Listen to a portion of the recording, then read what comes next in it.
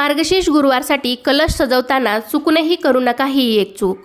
कारण आपण मार्गशीर्ष गुरुवारसाठी कलश सजवायच्या नादामध्ये विधिवत कलश सजावट किंवा विधिवत कलश मांडणी करायचं विसरून जातो. म्हणजे मी अगदी व्हिडिओमध्ये दाखवल्याप्रमाणेच तुम्ही कलशाची मांडणी करायची आहे आणि कलशसुद्धा सजवायचा आहे.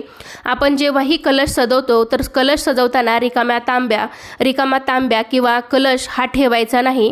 तर बघा तुम्ही इथं मी विधिवतच म्हणजे खालच्या तांब्यामध्ये मी तांदूळ भरलेत, वरच्या तांब्यामध्ये मी पाणी भरून त्यामध्ये हळदी, कुंकू, अक्षता, एक सुपारी, फूल, नाणं हे सर्व टाकून घेतलं आहे. आणि मग आपल्याला जसं कलशाला सजवायचं आहे अगदी त्याप्रमाणे तुम्ही सजवून आणि त्या कलशावरती सुद्धा मग आंब्याचा ढाळा किंवा 5 प्रकारच्या ढाळ्या तुमच्याकडे असतील, झाडांच्या ढाळ्या असतात तर त्या टाकून मग तुम्ही त्यावरती नारळाला देवीचा मुखवटा बांधून मग तुम्ही नारळ तो वरती ठेवायचा आहे. तर अगदी अशी सोप्या पद्धतीने तुम्ही कलश मांडणी आणि विधिवत कलश मांडणी करायची आहे. तर ही चूक चुकूनही करू नका.